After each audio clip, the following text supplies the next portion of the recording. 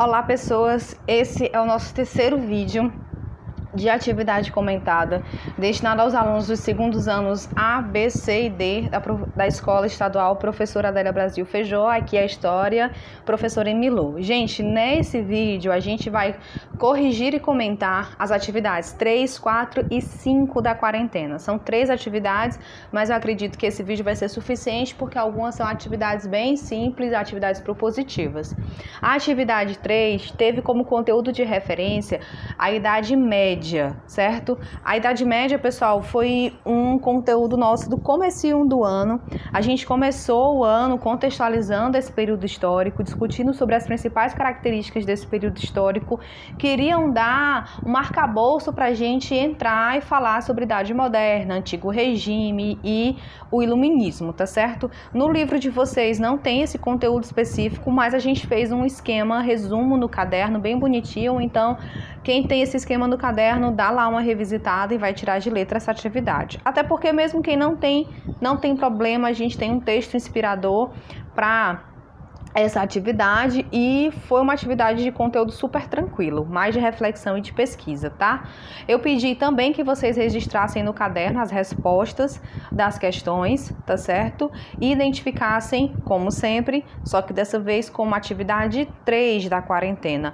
O texto inspirador que eu enviei no documento, que eu passei pelo WhatsApp e coloquei lá no Aluno Online, é o texto Pandemia na Idade Média, que era um pouco para a gente contextualizar um outro processo de pandemia vivido pela humanidade, só que lá no contexto histórico da Idade Média. A primeira questão pedia que vocês, com base nas informações do texto sobre a peste negra, que é como ficou conhecida a peste bubônica da Idade Média, e pesquisas que vocês fizessem na internet, nos jornais ou até mesmo assistindo à televisão sobre o atual contexto da pandemia do Covid-19 que está assolando o mundo, tá certo? E que vocês apresentassem semelhanças e diferenças entre esses dois contextos de pandemias, tá certo? Eu, Ellen, vou citar aqui para vocês algumas semelhanças e algumas diferenças. Lógico que não precisam ser as mesmas que vocês colocaram. Vocês podem ter pesquisado, encontrado outras informações. Então aqui é só uma correção para a gente comentar essa atividade minimamente, tá bom? Então, algumas semelhanças, por exemplo, é que nos dois contextos históricos, o isolamento foi proposto como método para tentar conter essas doenças e diminuir o número, a quantidade de mortes, tá certo? Apesar de que existe uma diferença, lógico, entre o isolamento proposto na Idade Média e o isolamento proposto pra gente nesse momento contemporâneo. O isolamento na Idade Média, ele foi proposto baseado em princípios bíblicos, em princípios religiosos, e hoje o isolamento ele tem um princípio científico, né? A gente consegue comprovar numericamente, cientificamente, a importância do isolamento social para o combate à doença, para frear aí a disseminação da doença, fazer com que quem adoeça tenha suporte, tenha atendimento médico e por aí vai, tá certo? Outra semelhança é que existiu nos dois períodos um medo de contrair a doença. Lógico, uma doença que você não sabe identificar. No caso da peste bubônica, não se sabia identificar nem sequer a origem, muito menos a cura. No caso do Covid-19, a gente sabe a origem da doença. A gente conhece o vírus, mas a gente não tem ainda a elaboração de nenhum tratamento eficiente, eficaz, rápido, nenhuma vacina para conter essa doença e nem para tratar quem fica doente dela. Então a gente precisa ter muita paciência aí e manter o isolamento exatamente para que essa pesquisa científica possa amadurecer e a gente consiga diminuir o número de mortes que a gente está enterrando nesse momento, tá certo? Outra semelhança entre as doenças é que um ambiente sem nenhum saneamento básico continuam sendo uma realidade em muitas partes do mundo. Então a gente pensar que a gente tem até hoje cidades, bairros, várias pessoas vivendo em situações de falta de higiene muito semelhantes às experimentadas nas cidades medievais que sofreram com as pestes bubônicas, né? Que sofreu com a peste bubônica. Então você imaginar pessoas sem acesso à água, pessoas que vivem próximo ao lixo, ao esgoto. Isso era uma realidade na Idade Média da maior parte das cidades, porque as cidades cresciam de forma muito acelerada, sem nenhum preparo. sem nenhum cuidado, sem nenhum planejamento, mas mesmo hoje, diante de tanta tecnologia, diante de tanta produção de riqueza, a gente ainda consegue identificar uma imensa maioria da população, não só do Brasil, mas no mundo inteiro, vivendo em situações em que essa ausência de saneamento básico agrava a aquisição do Covid-19 e de várias outras doenças, tá certo? A gravidade da doença não é determinante, e sim o seu poder de contágio e sua proliferação geográfica. Uma das coisas que assusta na Covid-19 e que também assustou na peste bubônica é a capacidade que essas doenças tiveram, e por isso elas são chamadas de pandemias. Essas doenças têm de contaminar as pessoas. Então, muitas vezes a doença pode até não apresentar um quadro clínico muito grave, mas a capacidade que essa doença tem de passar de uma pessoa para outra de forma muito rápida, adoecer boa parte da comunidade e levar essas pessoas à morte pela falta de atendimento, porque os sistemas de saúde não têm como atender a todos que ficam doentes ao mesmo tempo, é uma das coisas que assustam nessas doenças e não necessariamente a sua gravidade. Outra característica de uma pandemia, assim como a peste bubônica e a pandemia do Covid-19, é sua capacidade de não ser uma doença local, mas sim uma doença que afeta muito rápido um grande número de pessoas em espaços geográficos imensos. Então, ou seja, não é uma doença, não é a dengue aqui no Brasil, né? Ou seja, uma doença que mundialmente está localizada, mas é uma doença que se proliferou no mundo inteiro, certo? É possível encontrar receitas caseiras que envolvem o alho ou outros ingredientes como o vinagre, o limão e a cúrcuma. E, infelizmente, isso não passa de crendice popular. Lá na época da peste bubônica, lá na Idade Média, a gente consegue encontrar documentos com várias receitas desse tipo envolvendo alho, vinagre, limão e cúrcuma. E é incrível, né? É assustador, na verdade, como até hoje, através da internet, tem um monte de charlatão por aí divulgando essas receitas caseiras para curar não só a Covid-19, mas a gente tem essas receitas caseiras aí para curar câncer, para curar AIDS, para emagrecer. Então a gente vai das doenças mais simples da humanidade às mais complexas, tratando com alho, limão e vinagre, tá certo? E isso é assustador, que tem gente que ainda acredite, e pior, que tem gente que ainda passa essa informação para frente como uma informação válida diante de toda uma pesquisa científica que nega e que comprova que não, isso não tem efeito, nem a tal da cloroquina tem efeito, né? Os efeitos desejáveis. Outra questão da pergunta são em relação às diferenças. Beleza, a gente tem algumas semelhanças aí, se a gente comparar a Covid com a peste bubônica, mas a gente tem diferenças gritantes. Por exemplo, hoje nós temos consciência dos mecanismos de transmissão da doença e não tememos mais simplesmente o ar, por exemplo. Hoje a gente sabe que manter uma casa arejada, se proteger ao espirrar, ao tossir, utilizar a máscara, são mecanismos que diminuem, né, a transmissão, os mecanismos de transmissão. Então a gente sabe que não é necessariamente o ar que é contaminado, mas sim nós, seres humanos, com nossas práticas e com nossas atitudes, que podemos contaminar esse ar, né? Não é o ar por si só que é o problema, mas sim como que nós podemos tornar esse ambiente, esse ar, um transmissor dessa doença. Se a gente espirra, se a gente tosse perto das pessoas, tá certo? Se a gente abafa os ambientes, então a gente hoje tem mais noção da transmissão e a gente sabe que não é genericamente o ar que transmite as doenças. Outra diferença é que conseguimos pesquisar e divulgar de forma muito mais rápida o significado de cada descoberta relativa a essas doenças e qual o impacto de cada informação nova no dia a dia das pessoas, né? A gente pode usar como exemplo a questão da máscara, né? No começo da pandemia, a máscara era um artefato destinado para os agentes de saúde que estavam lidando diretamente com os infectados pela Covid-19.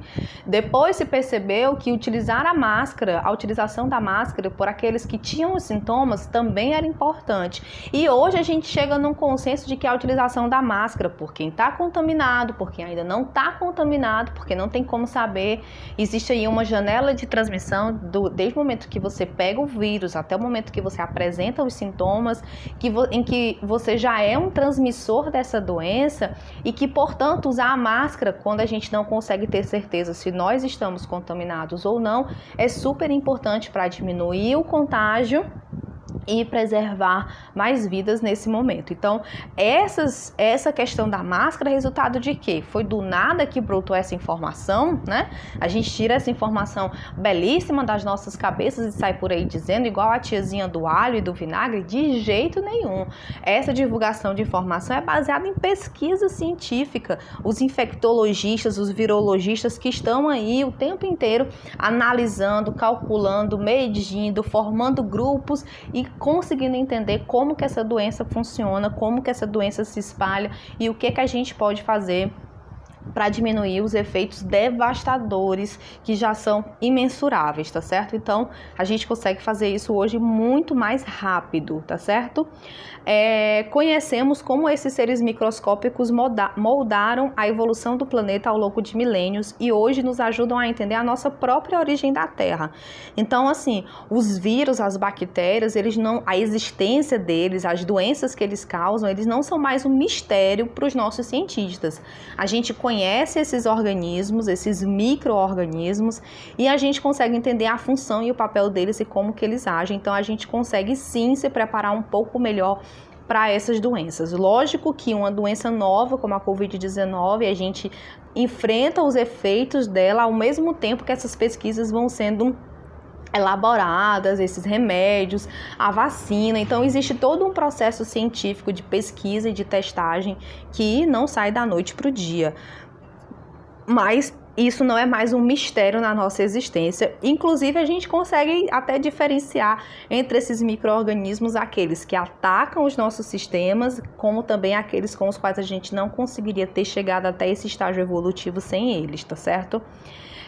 E a gente sabe também que a pandemia na Idade Média foi causada por uma bactéria e a atual pandemia é causada por um vírus. Então, a gente tem aí doenças que têm origens distintas, né? Uma se origina numa bactéria e outra a partir de um vírus. A pandemia da Idade Média, ela ficou restrita ao continente asiático e ao europeu. Já a pandemia atual da Covid-19, ela se espalhou por todos os 5 continentes. Então, todo o planeta aí sofre as consequências da Covid-19, diferente do que foi a peste bubônica, que ficou ali restrita entre a Ásia e a Europa, beleza? A segunda questão, eu pedi para vocês fazerem um comentário crítico sobre a pandemia pela qual nós fomos atingidos. Lógico que se é um comentário crítico, um comentário a partir da reflexão de vocês sobre essa doença, fica impossível a gente elaborar aqui uma correção. Então, essa questão fica a critério aí do lado criativo do cérebro de vocês e a gente discute esse tema no retorno às aulas presenciais, ok? Agora, falando sobre a atividade 4. A atividade 4 também não tem necessariamente uma correção, porque era uma atividade prática. O conteúdo de referência para essa atividade era a Olimpíada Brasileira de História do Brasil, a ONHB.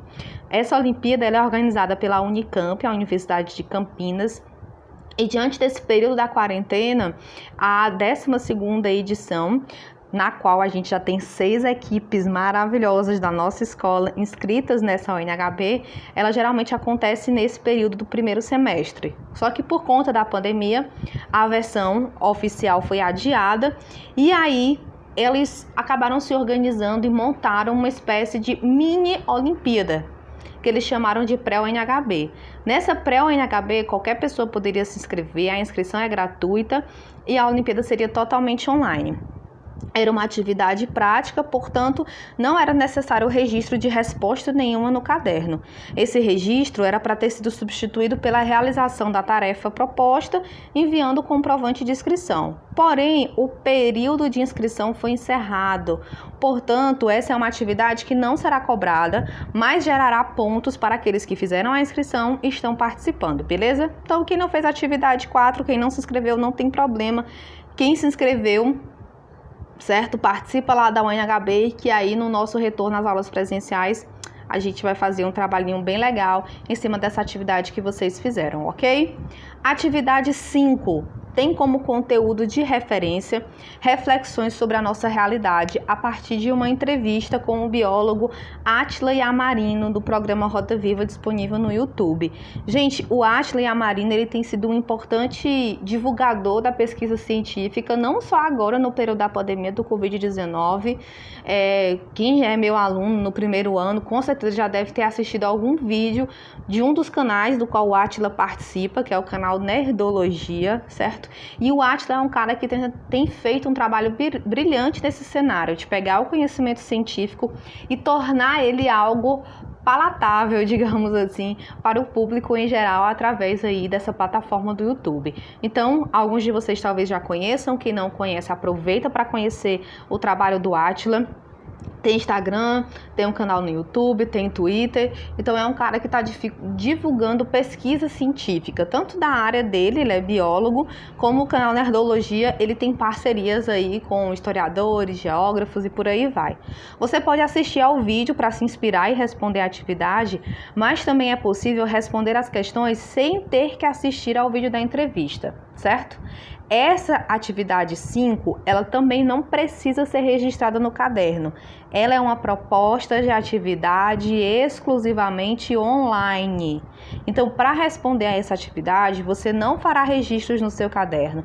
Você só terá que acessar o link do Google Formulário e lá mesmo responder as questões.